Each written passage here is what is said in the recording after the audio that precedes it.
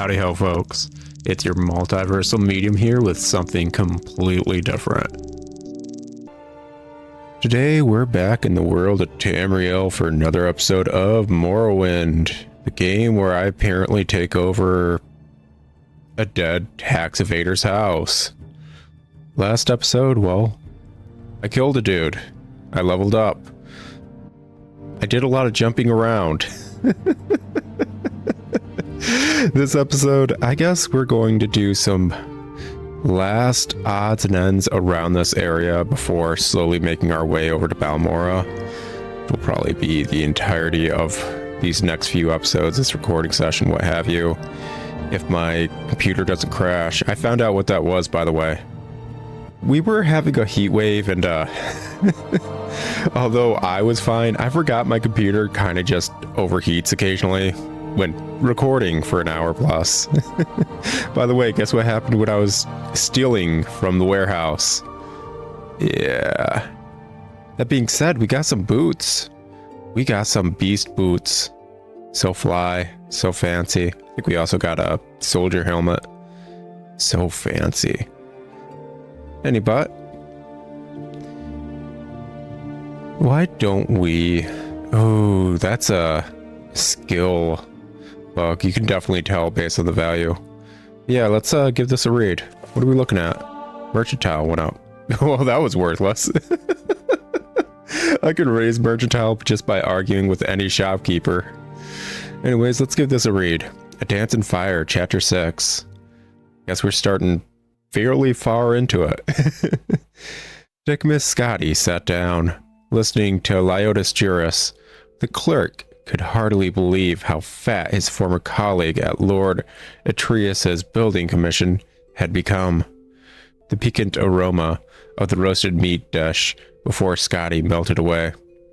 All the other sounds and textures of Pratala Hall vanished all around him, as if nothing else existed but the vast form of Juris.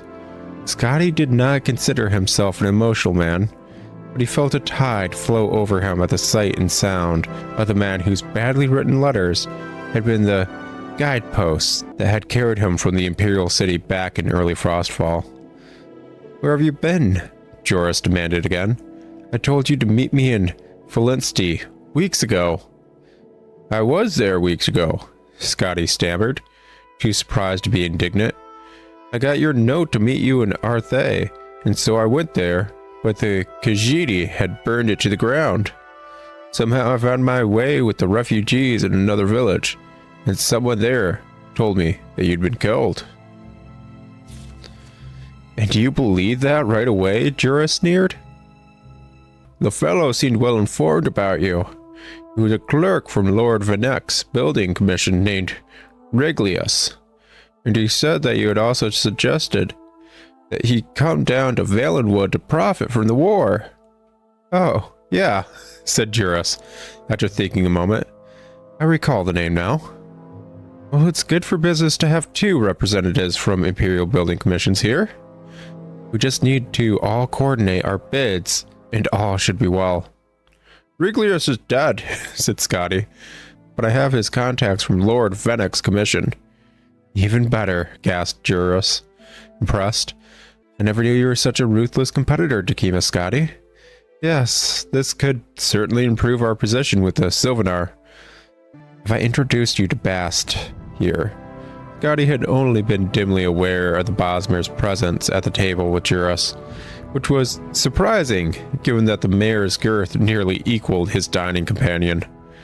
The clerk nodded to Bast coldly, still numb and confused. It had not left his mind that only an hour earlier, Scotty had intended to petition the Sylvanar for safe passage through the border back to Cyrodiil. The thought of doing business with Juris, after all, of profiting from Valenwood war with Elsewhere, and now the second one with the Somerset Isle, seems like something happening to another person.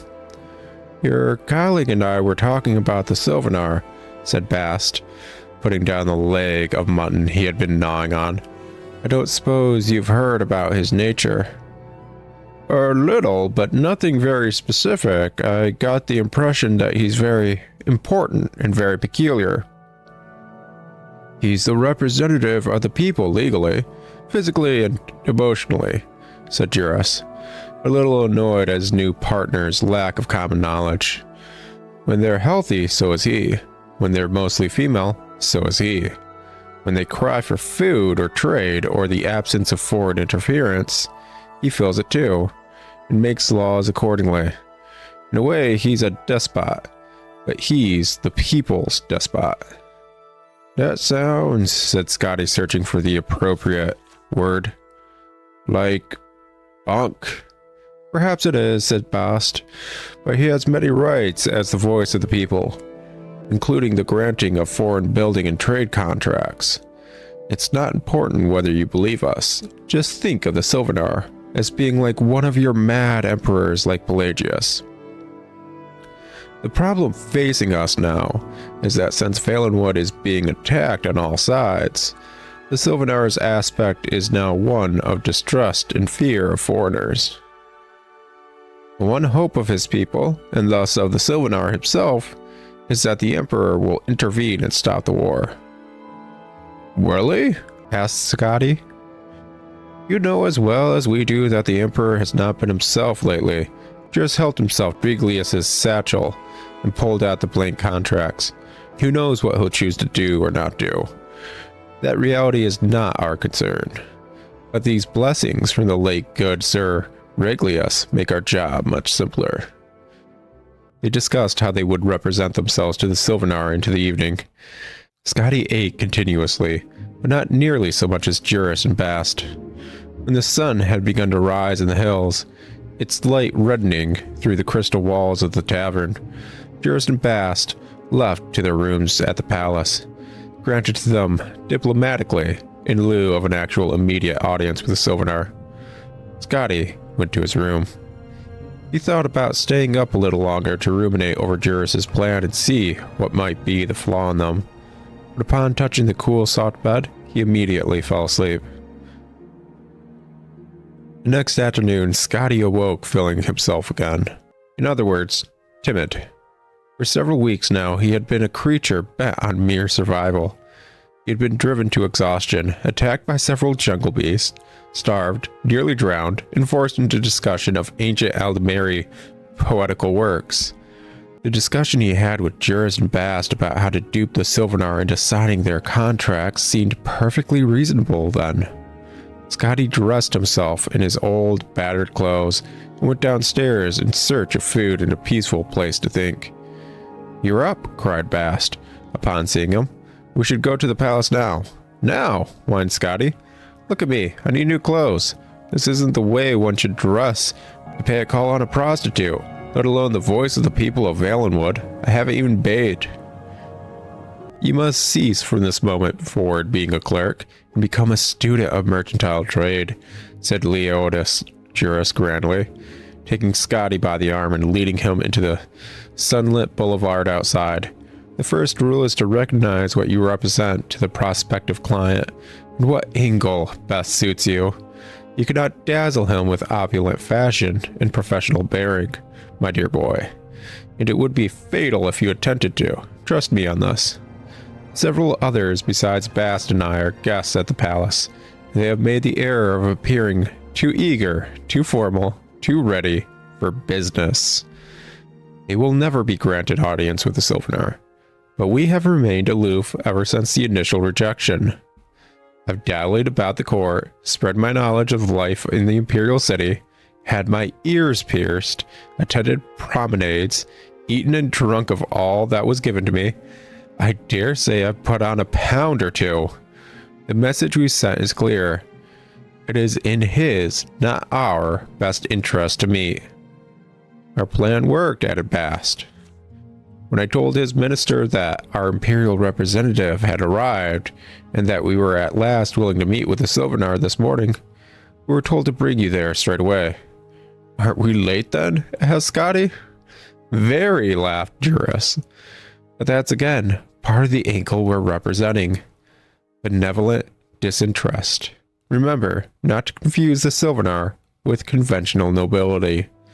His is the mind of the common people. When you grasp that, you will understand how to manipulate them. Juris spent the last several minutes of the walk through the city expounding on his theories about what Valenwood needed, how much and at what price. They were staggering figures, far more construction and far higher costs than anything Scotty had been used to dealing with. He listened carefully. All around them, the city of Sylvanar revealed itself. Glass and flower, roaring winds, and beautiful inertia. When they reached the palace of the Sylvanar, Takima Scotty stopped stunned. Juris looked at him for a moment and then laughed. It's quite bizarre, isn't it? That it was. A frozen scarlet burst of twisted, uneven spires, as if a rival sun rising. A blossom the size of a village, where courtiers and servants resembled nothing so much as insects, walked about it, sucking its ichor. Entering over a bent petal-like bridge, the three walked through the palace of unbalanced walls, where the partitions bent close together and touched. There was a shaded hall, or a small chamber, where they warped away from one another. There was a courtyard. There were no doors anywhere. No any way to get to the Sylvanar, but by crossing through the entire spiral of the palace. Through meetings and bedrooms and dining halls past dignitaries, consorts, musicians, and many guards. It's an interesting place, said Bast, but not very much privacy. Of course, that suits the Sylvanar well. When they reached the inner corridors, 2 hours after they first entered the palace, guards brandishing blades and bows stopped them. We have an audience with the Sylvanar, said Juris patiently. This is Lord Takima Scotty, the Imperial representative. One of the guards disappeared down the winding corridor and returned moments later with a tall, proud Bosmer, clad in a loose robe of patchwork leather. He was the Minister of Trade. The Sylvanar wishes to speak with Lord Takima Scotty alone. It was not the place to argue or show fear, so Scotty stepped forward, not even looking toward Juris or Bast. He was certain they were showing their masks of benevolent indifference. Following the minister into the audience chamber, Scotty recited to himself all the faces and figures Juris had presented to him. He willed himself to remember the angle and the image he must project. The audience chamber of the Sylvanar was an enormous dome, where the walls bent from bowl-shaped at the base inward to almost meet the top.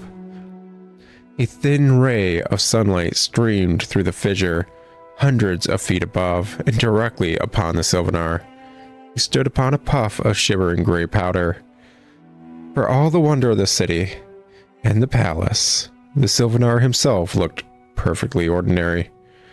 An average, blandly handsome, slightly tired-looking, extraordinary wood elf, of the type one might see in any capital in the Empire. It was only when he stepped from the dais that Scotty noticed an eccentricity in his appearance. He was very short. I had to speak with you alone, said the Sylvanar in a voice common and unrefined. May I see your papers? Scotty handed him the blank contracts from Lord Venex's building commission. The Sylvanar studied them, running his finger over the embossed seal of the Emperor before handing them back. He suddenly seemed shy, looking to the floor. There are many charlatans at my court who wish to benefit from the wars. I thought you and your colleagues were among them, but those contracts are genuine. Yes, they are, said Scotty calmly. The Sylvanar's conventional aspect made it easy for Scotty to speak, with no formal greetings, no deference, exactly as Juris had instructed. It seems most sensible to begin straight away, talking about the roads which need to be rebuilt, and then the harbors that the Aldmeri have destroyed. Then I can give you my estimates on the costs of resupplying and renovating the trade routes. Why hasn't the Emperor seen fit to send a representative when the war with Elsewhere began? 2 years ago, asked the Sylvanar glumly. Scotty thought for a moment, before replying of all the common Bosmeri he had met in Valenwood. The greedy, frightened mercenaries who had escorted him from the border. The hard-drinking revelers and expert pest exterminator archers in the western cross of Falanesti, nosy old Mother Pascot in Havel Slump, Captain Balfix, the poor, sadly reformed pirate, the terrified but hopeful refugees of Arthay and Grenos, the mad, murderous, self-devouring wild hunt of Vindisi, the silent, dour boatman hired by Griff Malin, the degenerate, grasping Bast. If one creature represented their total disposition, and that of many more throughout the province, what would be his personality? Scotty was a clerk by occupation and nature, instinctively comfortable cataloging and filing, making things fit in a system. If the soul of Valenwood were to be filed, where would it be put? The answer came upon him almost before he posed himself the question. Denial. I'm afraid that question doesn't interest me, said Scotty. Now, can we get back to the business at hand? All afternoon, Scotty and the Sylvanar discussed the pressing needs of Valenwood. Every contract was filled and signed. So much was required, and there were so many costs associated with its addendums and codicils had to be scribbled in the margins of the papers, and those had to be re-signed. Scotty maintained his benevolent indifference, but he found that dealing with the Sylvanar was not quite the same as dealing with a simple, sullen child. The voice of the people knew certain practical everyday things very well. The yields of fish, the benefits of trade, the condition of every township and forest in his province. We will have a banquet tomorrow night to celebrate this commission, said the Sylvanar at last. Best make it tonight, replied Scotty. We should leave for Cyrodiil with the contracts tomorrow, so I'll need a safe passage to the border. We best not waste any more time. Agreed, said the Sylvanar, and called for his Minister of Trade to put his seal on the contracts, and arranged for the feast. Scotty left the chamber and was greeted by Bast and Juris. Their faces showed the strain of maintaining the illusion of unconcern for too many hours. As soon as they were out of sight of the guards, they begged Scotty to tell them all. When he showed them the contracts, Bast began weeping with delight. Anything about the Sylvanar that had surprised you? Asked Juris. I hadn't expected him to be half my height. Was he? Juris looked mildly surprised. He must have shrunk since I tried to have an audience with him earlier. Maybe there is something to all that nonsense about him being affected by the plight of his people. Gosh dang, that is like a third of an episode just reading. I like it, but... Okay, I'm going to tell you guys what. I know there's timestamps down below. We're going to go a bit over because that was just reading. Great book, but a lot of reading. Actually, I should take that with me. Take that just to sell it later. As I showcased last episode, we are kind of taking over this area to use for our own purposes. Actually, I'm going to dispose of this corpse. Get that out of there. Nasty. But this chest, and I'm pretty certain all the containers here are safe storage. As you can tell, all the things I put in here are still in here. Non-safe storage would have changed everything in here upon loading my save. So yes, this is safe storage. You can put whatever in here. The issue being is, as you can tell, it's technically stealing to get all my items out. But as we showcased in the first episode, how to fix that is simply dropping the item and picking it back up. Now then, I believe we have a few things we can do. One, I believe there's another quest we can do in here. And two, I think we're just going to do some dungeon diving and stuff. Just some wonderful dungeon diving. I think there's a few NPCs I haven't talked to, like her. Basically, try to finish off Sidenine as a whole, and then just kind of explore around it. Because dungeon diving in this game is fun. Okay. You're new to Sidenine, right? I'm Toleri Helvi. I'm sure you have questions. Go ahead and ask. I have plenty of time. Alrighty, let's go through it, Commoner. Lady Rubers. Okay, yeah, she's pro-slavery, as we can kind of tell. She's upset that the Imperial Legion isn't doing anything to stop the abolitionists in the area that are freeing slaves. I think we've talked about that before. You know what? I'll just go over it real quick. Have you noticed, for all its proclamations about protecting the rights and property and preserving law and order, the Imperial Legion does little enough to capture and prosecute abolitionists. That's a bit hypocritical, don't you think? Little advice. It pays to take it slow when you first come to Morrowind. When you talk to folks, keep an eye on their disposition. They let you know if you don't like them. And it's smart to get on a flaw's good side before you ask them a favor. I'm curious, so I'm reading that right? Flaws? So something you may notice in this game as we keep playing is there is a lot of unique terms. They did some good proper world building, and the people of Morrowind, Vardenfell, have their own lingo. Kind of like how, what is it? Is it Gen Alpha or Gen Z that's like all about skibbity and all that stuff, Riz? Like slang. The people of Vardenfell have their own slang for various things. And as you keep talking to various NPCs, it will come up more and more often where you'll be able to pick up what it means via context clues. With the exception of one that I had to look up. Little secret. You're an outlander. Maybe you don't know about the kinds of Daedric ruins we have in Morrowind. Daedra cults worship the bad Daedra. You can learn more about that at the temple. Anyway, long ago, before the temple put a stop to it, people used to worship the Daedra, Muluk-Bal, Malakath, Sheogorath, and Mehrunes Dagon, at Daedric shrines. But lately, since the empires came in, some people have taken up worshipping the bad Daedra at those old sites, and I warn you, those are dangerous places. So another aspect of Vardenfell's and Dark Elf religion and culture is actually tied to several Daedric princes.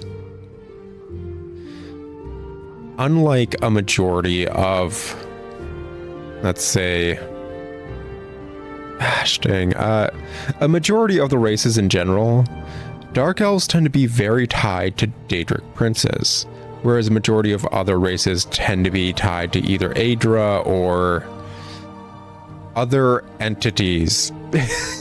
And those other entities are usually just as scary, if not scarier, than Daedra.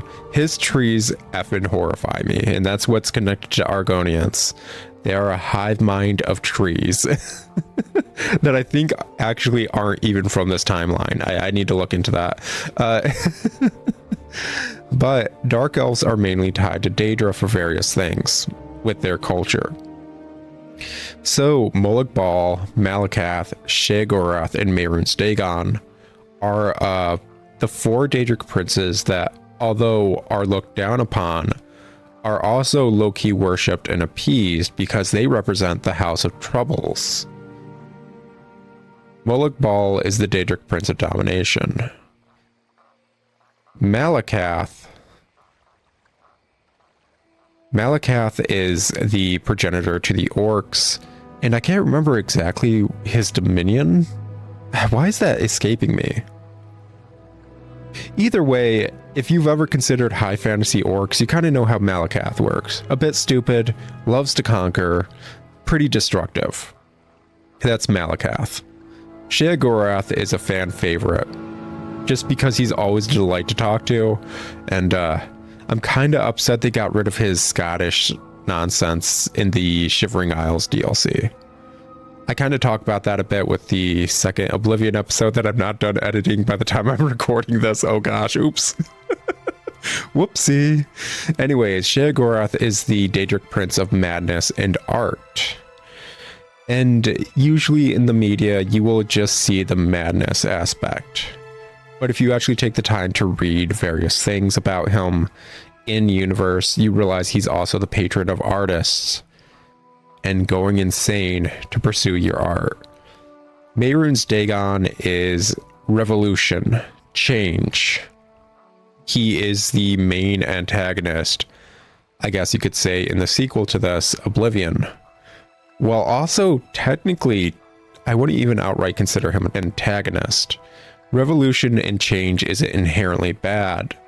It's just something most people don't like. And as an individual who represents that, and his entire Daedric realm is an ever-changing lava pit where all the mounds and spires that were made from hardened magma will eventually collapse, be consumed, and remade into something else. People don't like that. They think it equates to hell. And then you look at Mehrunes Dagon and you see he's a giant demon looking dude, and they're like, oh, he's obviously like a devil allegory. And it's like, no, he isn't. He's not. Anyways, these 4 Daedric princes are the House of Troubles for Dark Elves. And they're respected and feared. Kind of like a boogeyman kind of setup for them. That being said, there were other Daedric princes that were considered the good Daedra. If you notice in this dialogue, she says they're the bad Daedra. They're not the good ones. Daedric princes in universe aren't inherently evil or anything. They are fairly similar to Aedra, the gods in universe as well. In fact, a majority of Aedra and Daedra were basically equals until the world was made. The Daedra just didn't want to help making the world. And one of them pulled out halfway. But they all are very single-minded in what they do, represent, and want. So when you have a basically godlike entity that represents domination with Molag Bal, many would consider Molag Bal evil. When Molag Bal at the end of the day is more of a control freak. I don't think Molag Bal considers themselves evil or good. They just consider themselves as they are. And in fact, NPC we'll meet later on in this game had a relationship with Molag Bal, and arguably it's kind of apt. It's really apt. I think it's one of the few moments we see Molag Bal where they could have been happy. And then Molag Bal has their genitalia chopped off. Oy vey. Okay, let's get down to my trade. Commoner, been over that before. Services at the trade house, Soul Slime, already talked about it. Someone in particular. Trade house and specific place. Nothing much going on, just at the trade house. Get it, got it, good. Yeah, we'll probably be going into the various aspects of how Daedra and Aedra interact throughout this. Sky, Outlander, we greet you warmly. Background, commoner, latest rumors. Still okay with slavery. Don't like you guys saying that. Learn the laws and customs. I probably should pick up that book. Little secrets, talk to everyone. Doesn't look like she's gonna have any specific info specifically to her. That being said, I'm pretty certain this dude does. Yes, what do you want? If you're looking to get out of sight of need, I'd be happy to give you a little advice. Background, he's a commoner. Imperial. Yep. Civilization, empire, all that fun stuff that we went over in earlier episodes. Latest rumors. At first, it seems the fuss about the Nerevarine prophecy was just a silly superstition. Then, I learned that the Dunmer have been waiting for Lord Nerevar to come back for centuries. The Incarnate, they call it. Every few years, an Ashlander appears, and the tribes call him the Incarnate. Then the temple goes out, hunts him down, and reveals him as a fake. Why does the temple worry so much about it? That is the main plot. That is 100% the main plot right there. Little advice. Take the Silt Strider to Vivek or Balmora. Fast and cheap. Go and see Darvain Lirin over at the Strider Port over the bridge. And east along the water. And tell her Vodenius Nucutio sent you. Okay, good stuff. We get to tell the local fast travel that someone sent us, so we might get a discount. Little secret. If someone attacks you first, You have the right to defend yourself. Trade. He's commoner. Does anything and everything. Services. Trade house. Someone in particular. Trade house. Specific place. Trade house. And him. Right, that's me. If you decide to take the Silt Strider, tell Dravame Liren I sent you. Okay, yeah. Rain? That's just a little side quest thing we can do real quick. May as well go get it done. Vargoth! I kept calling you Farengar earlier. And then I realized what Farengar was for when I was editing the episode. It's Farengar Secret Fire, the dude I hate in Skyrim because he's got horrible lines. Altmer background. I think we went over her. The Neverine prophecy, all that fun stuff. Yeah, don't expect natives to take to you. Over at the trade house. Good stuff. Okay. Let's get it going. Actually talk to this Silt Strider. Gosh, would they be considered an owner, a proprietor?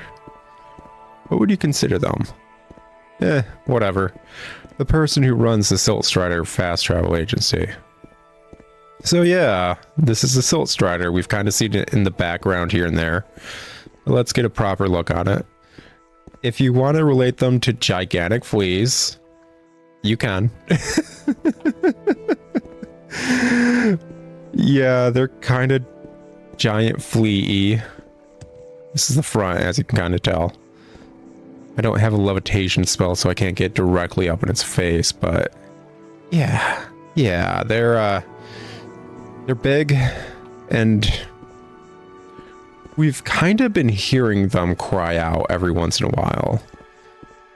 They make a very loud noise that kind of just gets drowned out into the atmosphere of the entire game. Where would you like to go?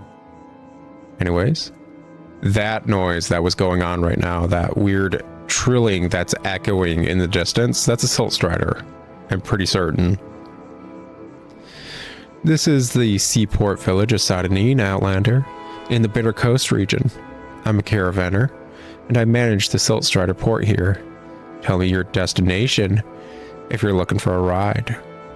Or, if you're new to Sadanine, I can help you with the local services, or any specific place in Sadanine you're looking for. Or if you want someone in particular, maybe I know where to look. So yeah, fast travel. There are a few, and only a few, means of fast travel. I think I talked about them earlier in one of the earlier episodes.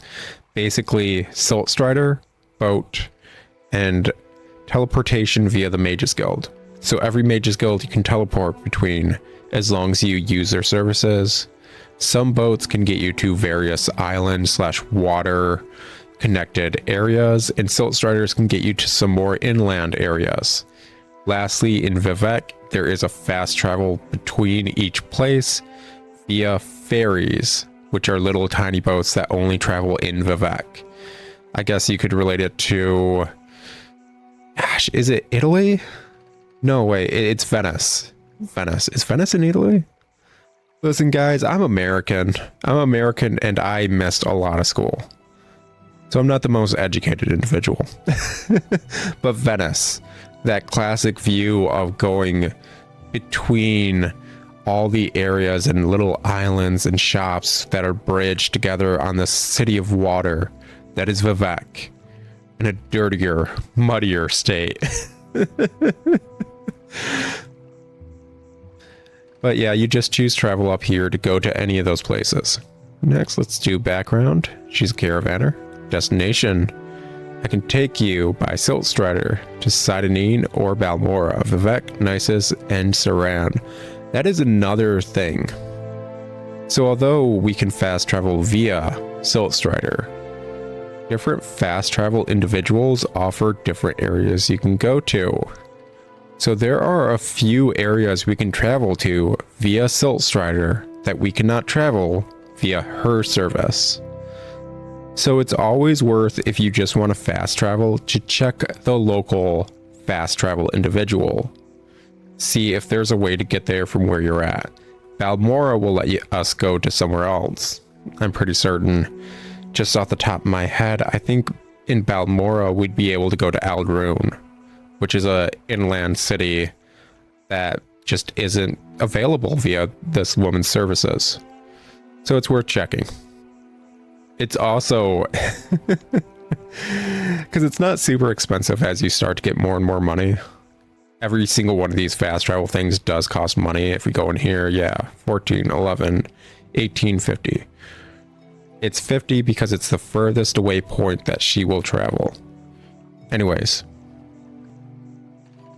it is kind of worth learning how all this stuff is set up if you want to travel quickly. Because if I want to get to Aldrune, I know I can immediately travel to Balmora, talk to the caravaner right there, and go to Aldrune. So figuring out the network is useful.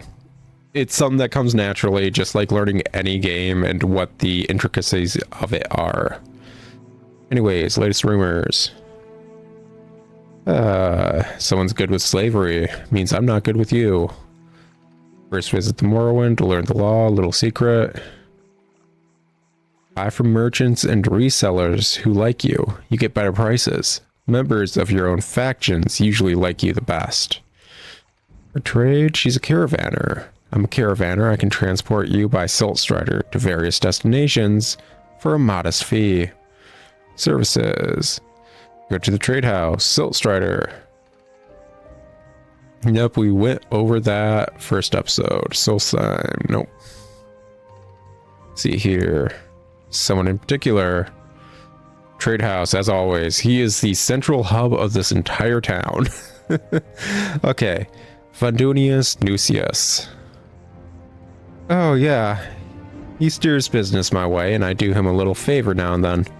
Poor fellow. I don't think he's happy here in Morrowind. Is he not? Okay. Well, let's check our journal real quick. Darvain Hlaren mentioned that she didn't think Fundunius Nucius was happy here. So this is a little side quest for an item that's perfectly worthless in my opinion. But it wears that on its sleeve that it's worthless. Let's go do a good deed real quick. How interesting. A tourist. Let's go do a really quick good deed, and then I guess we'll just start exploring for the rest of the episode. There's a few more dungeons and areas we can mess around with. What you got to say, man? So, let's see here. Fundunius Nucius. Not happy here. In fact, no, I'm not. If I had 100 drakes, I'd be on the next boat to Narcissus. I came here to make my fortune, and all I've got is this cursed ring. Say, would you give me 100 drakes for it? The ring itself is worth more than that, but the enchantment is cursed, and no one will buy it from me. It has a nifty little enchantment that helps you run faster. Problem is, it sucks the blood right out of you every time you use it. Please, you'll be doing me a real favor. Okay, yeah, sure. Give me the ring. Thank you. You're a lifesaver. I'll grab the next boat out of here. Thanks again. And I hope your luck is better than mine was. Okay, yeah.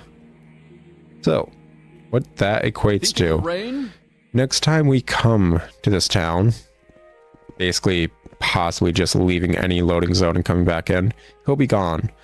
But something interesting is, as you see, this is his house. If we can break into his house, we can just use it like the other dudes.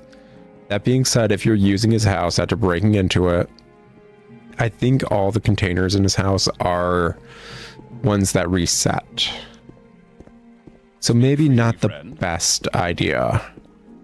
Not the worst, just definitely not the best. But as opposed to taking the Silt Strider, I prefer to walk. We got Ebonheart and Balmora over here. It is always worth checking the signpost to get a better idea of where the heck you're going. Pelagiad and Vivek are obviously over here. That one's just going to point to Sidonine, yep. And then we have Laod and Narmak. So, Since we need to get to Balmora, obviously the best choice is kind of to go this way, follow the road, and we'll end up there. Just by following signposts and so on and so forth. We'll have a quick stop over in, let's see here. Probably, yeah, it would be Pelagiad. We'd end up stopping in Pelagiad, which is a small town right there next to a fort. That being said, it's an open world setting, and not for nothing, we can also just take this path over here and end up in Balmora. If I go over yonder, go to the world map. So I think Balmora is what? Yeah, over here. So the smart move would be, since we're low level, going over here, stopping in Pelagiad, stocking back up if we need to, following the coastal region, and then taking a lot through a little passageway around here to get to Balmora. We could also just follow the coastline, follow the river that flows through Balmora, or continue to follow the coastline, end up in a swampy area that will connect back to Balmora as well. Ultimately up to you. And obviously there's a bunch of different dungeons and so on and so forth throughout this entire area. I guess I'm trying to think, because I know there's a few items I do probably want to pick up. I think they'd be this way though. It's been so long since I've fully explored any area in Morrowind. But the fun thing about Morrowind is, one, enemies usually are mostly level to you. So we're not going to be facing anything horrible like Daedroth or Golden Saints or whatever. In a majority of dungeons, there are some dungeons that it's like, okay, this place always has this enemy type, and the lowest level of this enemy type is way stronger than you. So, get bent. But usually you'll be facing enemies that are around your level. Another good thing, besides containers, which kind of are randomized, there are some items, and they're usually the best items, that are kind of set in stone at where they're at and what the heck they are. They are unleveled, they're hand placed. So that'll go to Ebonheart.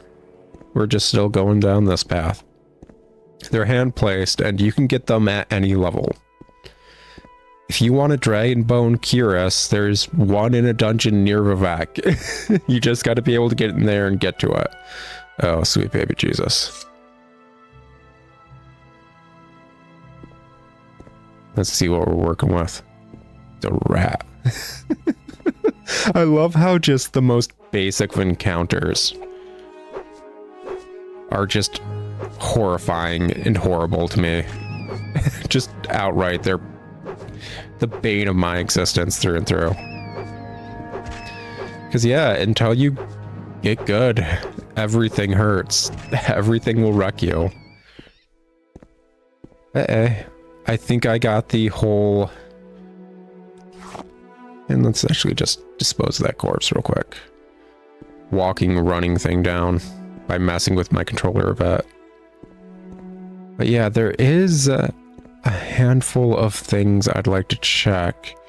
It's just keeping a proper eye out for where these little dungeons and areas may be. As you can kind of tell, unlike Oblivion and Skyrim, there isn't exactly a compass up top. The greatest showcase of our compass is the bottom right, our map that's showing that this is north, this is east, south, so on and so forth. Yeah, this is a dungeon right here. As you keep playing the game, you start to understand how the heck the devs set up the entire world map and everything else. Yeah, take that alchemy ingredient. Okay. Let's pop a save super quick. Because this, as we can kind of tell by the entrance, might be bad. Yeah, let's just name this save Spooky Scary. For fairly obvious reasons. As you just saw, we went in. This is an ancestral tomb. Oh yeah, and you could see in the bottom right just there a second ago that it was called an ancestral tomb. An ancestral tomb. So, ancestral tombs tend to have undead, and that is one I cannot fight. Oy vey. Yeah, we're gonna have to run away. Oofda, oofda, oofda. So, undead in this game work fairly similarly to undead in Oblivion and not in Skyrim. So skeletons and those types of undead. Oh no, a worm. Whatever will I do?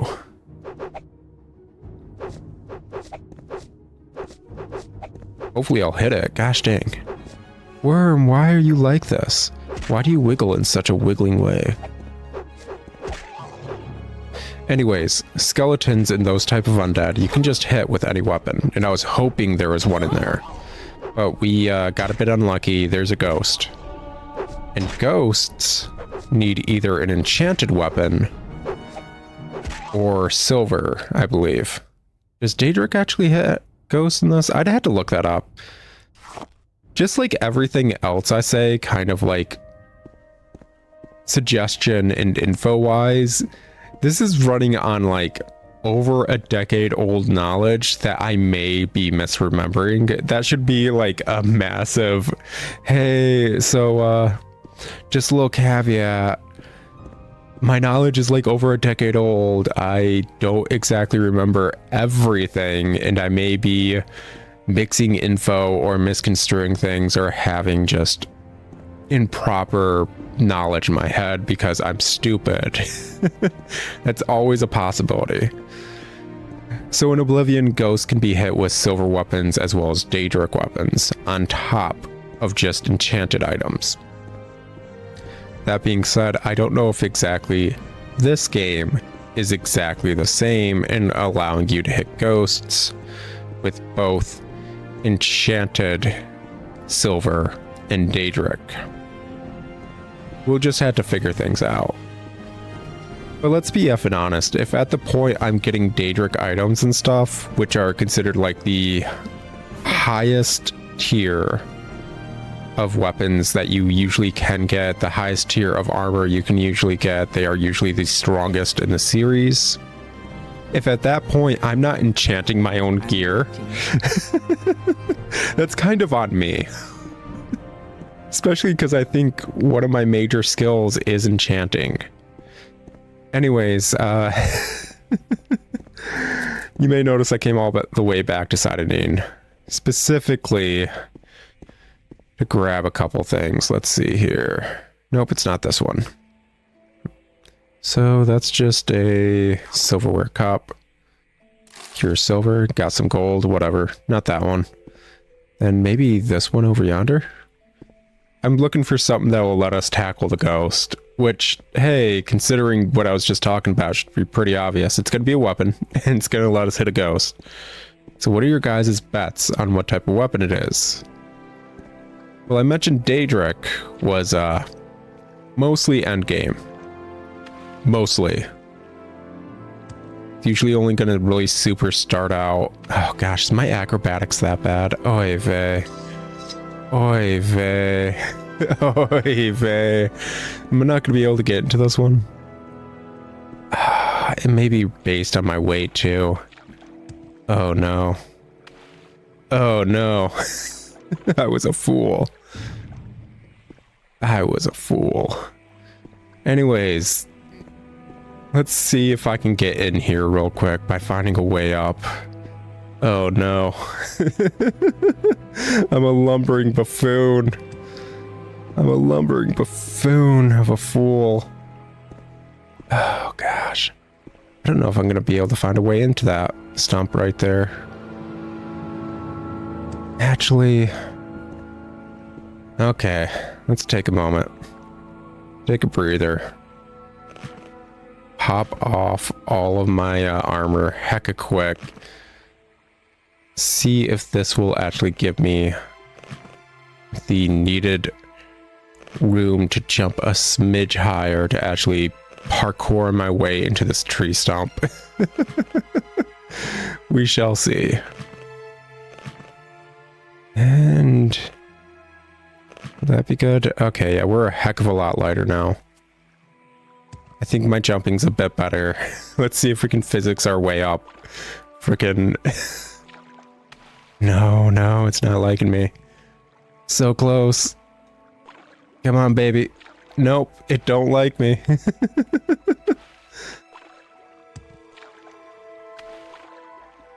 Oh, gosh. Yeah, it doesn't like me whatsoever. I'll be right back, guys. 10 seconds.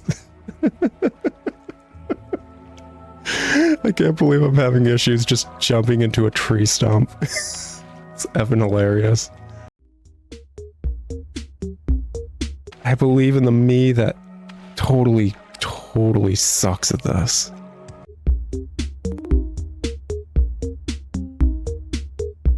Is this even like the right tree stump?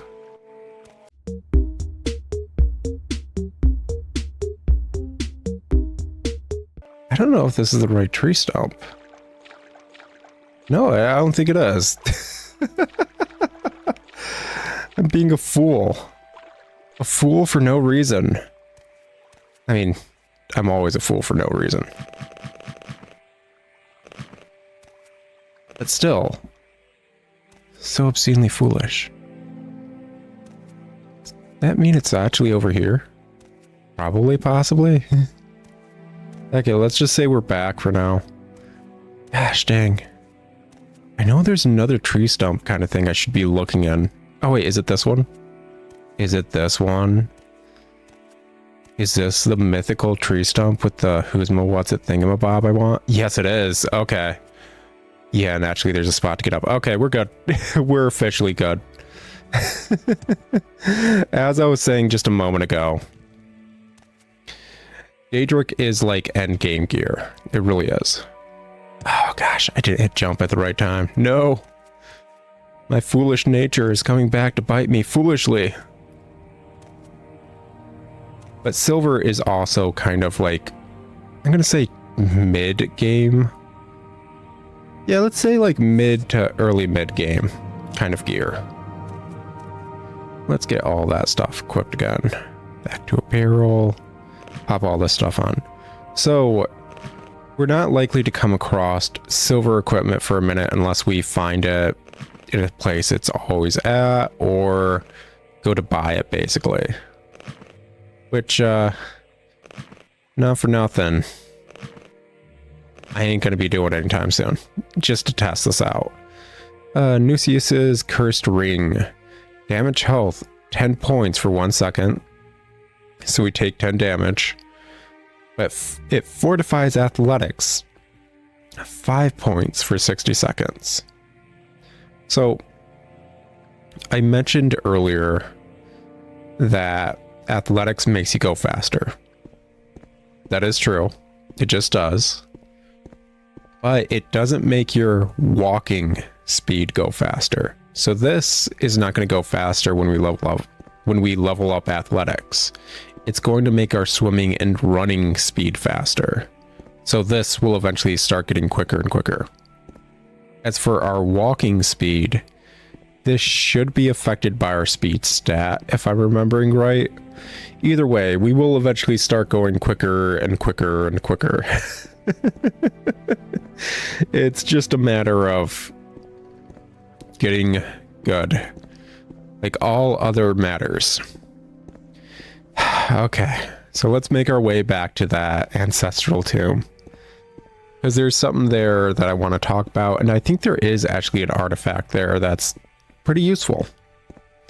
But as you saw, there is actually a enchanted piece of equipment very early on in the game that we can grab for free. It's an axe. Let's actually pull that up real quick so we can get a proper look at it. Iron Shard Axe. So it does frost damage, 0 to 7 points for 1 second on touch. And you notice it said on touch. So unlike later games, weapons in Morrowind can be enchanted to do ranged damage, I do believe. At least I'm fairly certain. I know there's at least one weapon that has like a fireball spell attached to it. But that may just be because it's like a unique thing. I'd have to look more into it once we actually start enchanting things, but if you played Skyrim, you know the Skyrim DLC Solstheim, the Dragonborn DLC that takes you to the little... Okay, gotta start walking because we're getting close to a little worm. That worm will wreck me. Just get my freaking fatigue back up. I love how pathetic I am. I am basically equivalent to a worm. It's kind of effing funny. But in that DLC, if you do some quest lines, you'll get an item known as the Blood Skull Blade. And the Blood Skull Blade in Skyrim is very unique. If you use a power attack, it shoots off a beam that's considered destruction magic. It's a very fun item, and I'm not going to lie, I kind of hate two-handers in a majority of games. They feel very slow, which is a bit odd.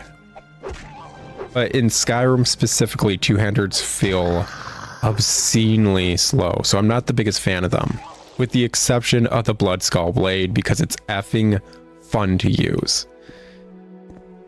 Seriously, I think you can technically just use that throughout the entire game. It is a solid weapon. I think its little beam thing does also get bonuses depending on your destruction stat. I can't remember exactly, but it's a good weapon. That being said, it's also in Morrowind. And it's a one-hander weapon, weirdly enough. I don't know why they switched it from being a one-hander to a two-hander in Skyrim, but they did switch that up. Okay, let us equip this. Seems like it's a two-handed weapon. Okay. Let's pop that save real quick, so hopefully we don't die. Spooky scary.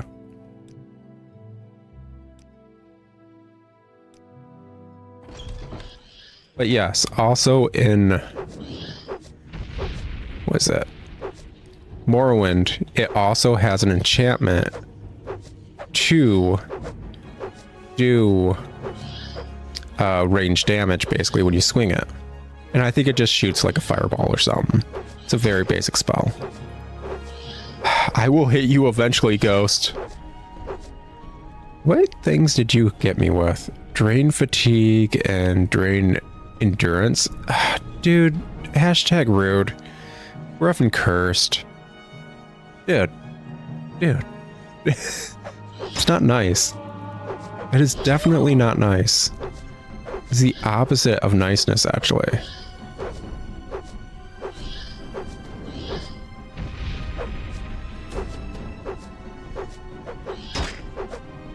Oh, gosh. I was hoping to be able to do, like, damage to him. Is it actually not going to hit because it's not a guaranteed, like, 1 damage? It's like a 0 to 7 frost damage and I need to hit him with the enchantment? Is that what's going to happen right here? Oy vey. Or am I actually just constantly missing right now while having full fatigue? Well, that's almost death.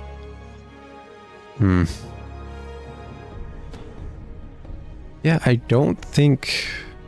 yeah, I think we're just missing the entire time. That's... oy vey. Okay, nap time. Yeah, no enemies showed up. Good stuff. Come on, buddy. I believe in me being able to... what is my actually blood skill at? That will probably explain it. My axe skill is at 10. So, when it comes to weapon skills, I mentioned earlier fighting enemies gets easier as you level up your skills. For weapon skills, they're just the algorithm in order to hit an enemy. Unlike later entries, they don't really raise how much damage each weapon does. Hitting X to 100 isn't going to change any of the variables of chop, slash, or thrust. It is simply going to make it so I hit more often. So I guess you could say, without any other factors, an axe skill of 10 is going to let me hit 10% of the time until we start factoring in other stuff. Which, that other stuff doesn't seem to like me right now. Eve. Actually, can I just... Are we just... Yeah, you know what? Let's just go. Yeah, let's just... Yeah, let's just skip the ghost for now. This is a very short dungeon. It's whatever. There's nothing else here. Ooh, a spear. It's mine now. Let's see, iron right pauldron. Ooh, expensive shoe. I can't even wear shoes. Why do I want expensive shoes? But extravagant pants? I can wear those. Yeah. I'll tell you what, buddy. You can have my common pants. There you go. Iron greaves, iron right pauldron. But I have steel pauldrons, and my greaves are steel, so... And suck loser. Okay, so I'm pretty certain this dungeon is basically nothing. Maybe there's one enemy.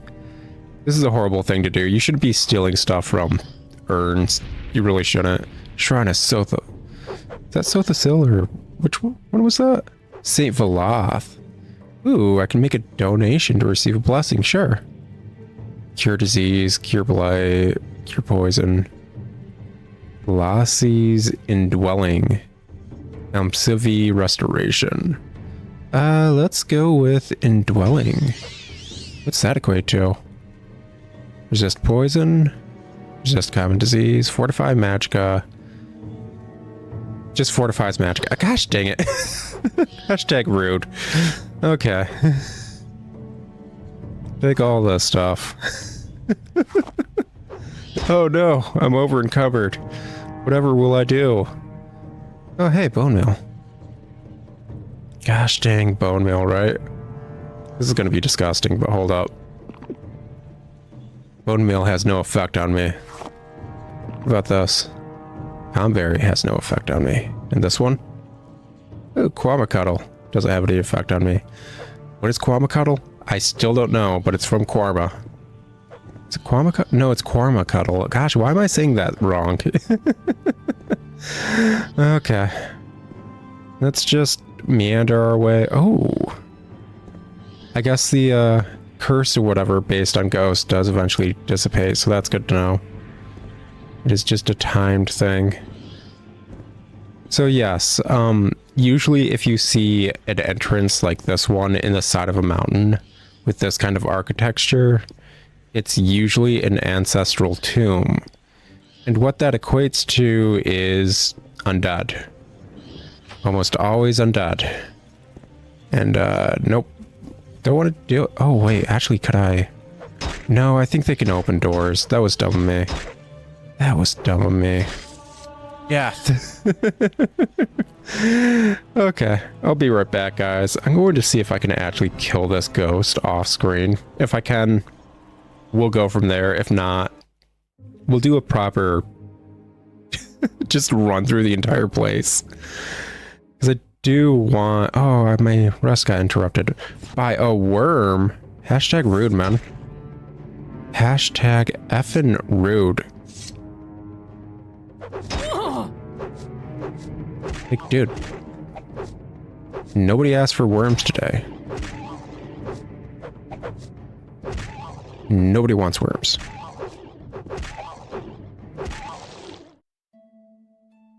There we go.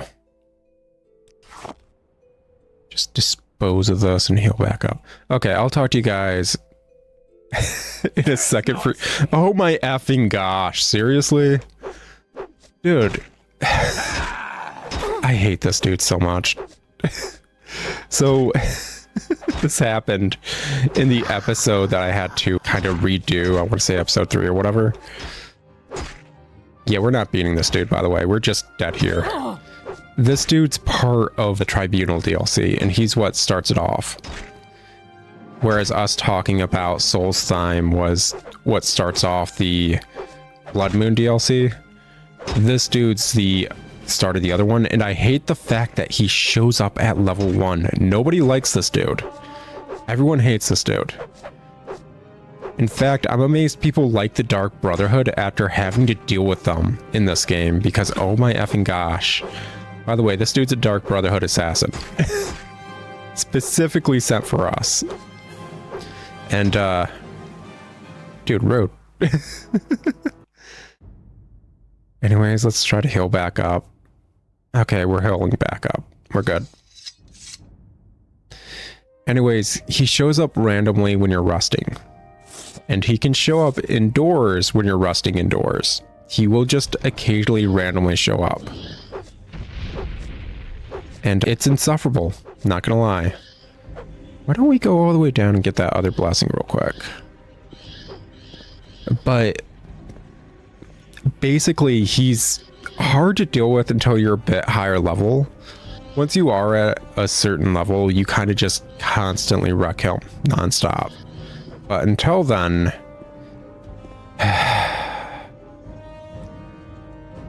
he's just annoying.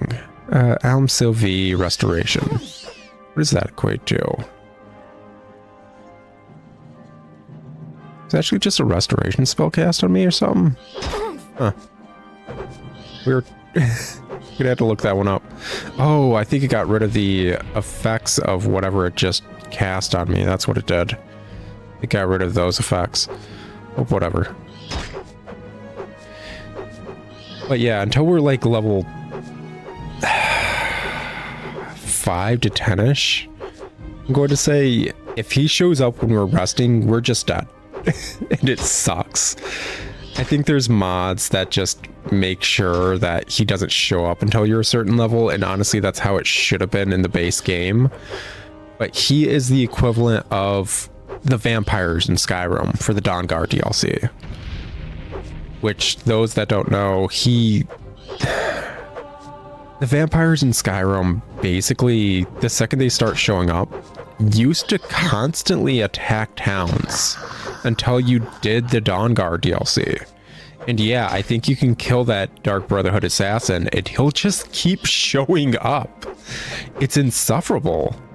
Like, genuinely and for truly, just insufferable.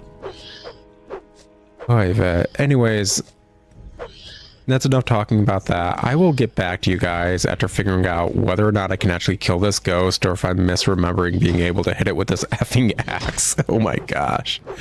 So BRB in a hop and a skip for you guys. Oh, I already paused my timer, so I have no idea how long that's been. Lovely.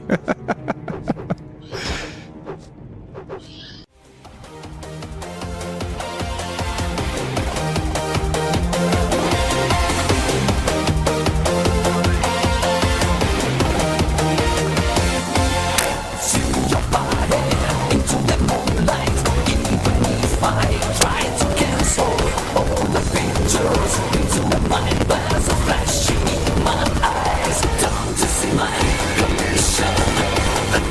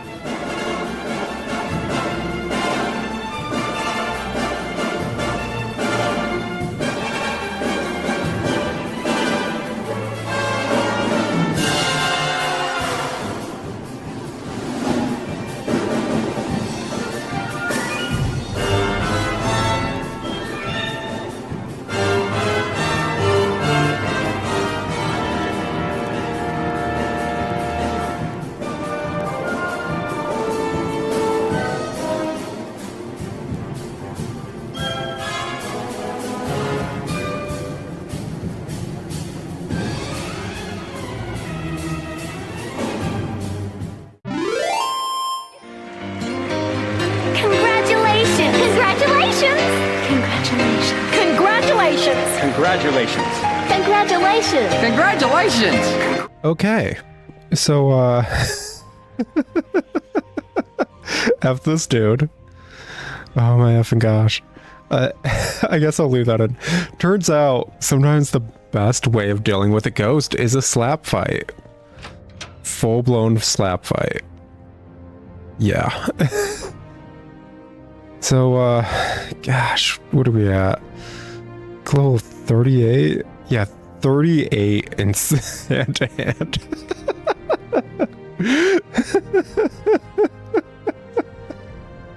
That is so effing funny. So, if you're playing this at home, and, you just want to throw down with the ghost, 100%, sometimes slaps is the best idea. Ay vey. Oh gosh, I even had to heal through that.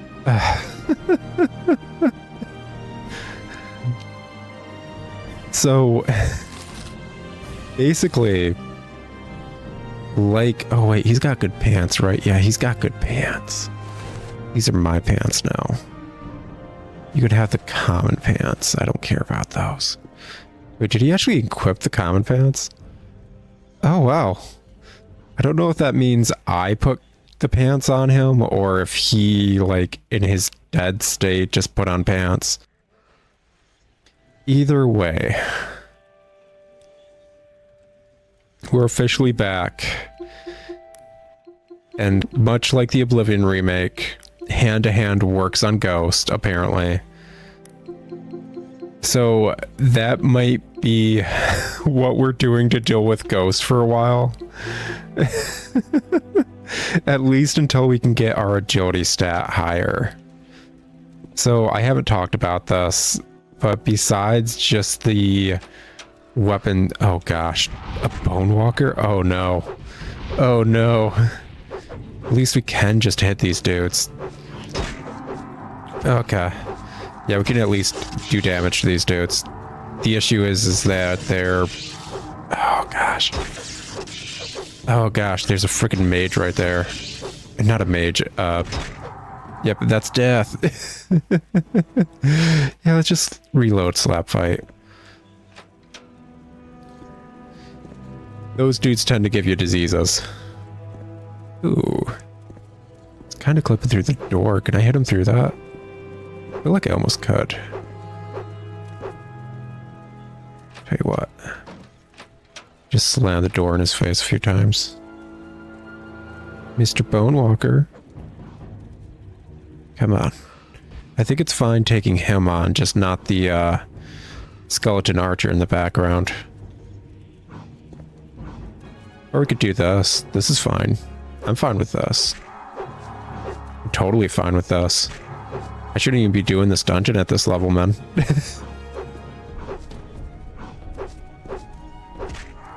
Yeah, there we go. Get those stabbies in. Anyways, yeah, apparently hand-to-hand just works perfectly fine on ghosts in the same manner that it works on everything.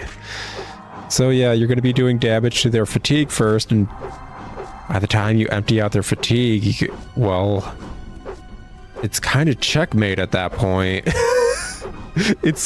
I love hand-to-hand in this game, how it's handled. Because 100%, it's not worth it unless you put time into it, but the second you do and you're constantly hitting with it, they run out of fatigue, which means they can't dodge as easily, and they can't hit you as easily, so you also just can't do spells as easily. So you're just hitting them more, and then you're just damaging them. It's kind of effing great. Oh, anyways, besides just the weapon skill or whatever, what have you, agility is a stat that increases your chances of hitting. And honestly, I should have been juicing that from the get-go. It really helps in hitting stuff. If we cap out agility as a whole, we should even be able to raise things like axe and the other weapon skills that we have at 5 or 10. like short blade. I think I'd actually be able to occasionally hit with a short blade if I had 100 agility. But that's neither here nor there. Something for down the road. Like after saving up slap fight.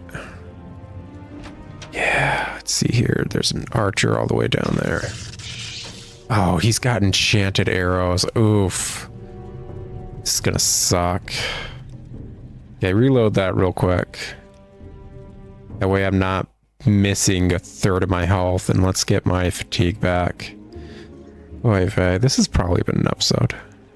I said I'd go over like 20 minutes or so just because of that one book reading or whatever, but I kind of paused my timer after getting attacked by the Dark Brotherhood dude, so I don't know what we're looking at time-wise. Probably around that time. Let's take out this freaking skeleton and call it good, I guess. If we can take out the skeleton. Are we going to be good enough to take down a skeleton? We're going to have to get in melee range, which means we got to duck and wave. Duck and wave, duck and wave. Duck and wave. Ow. It's hard to do serpentine when you walk so slowly. Yeah, it's really hard to do serpentine when you're freaking so slow. Oh gosh, he's sticking to the bow. Oh no, he doesn't have another option. Which means he's just going to stick to the bow. Which means if he keeps hitting us with those freaking arrows, we're done. Those are enchanted, man. But considering he can't back up anymore, we might have him. Oh. It's nothing but luck at this point. It's kind of shooting at our feet for some reason. Maybe he's a big fan of the Iliad. He thinks we should totally... Yep, he's down. Cool. I wasn't expecting us to take him down. Cool. But yeah, he's totally going for our Achilles heel. Spark arrow. Yeah. That's dude, that's not fair at this level, man. Just a longbow. It's whatever. Its weight is 8. We can't carry it right now. We'll just leave that as is. Make our way out of here and go heal up. Call it an episode. So, ooh.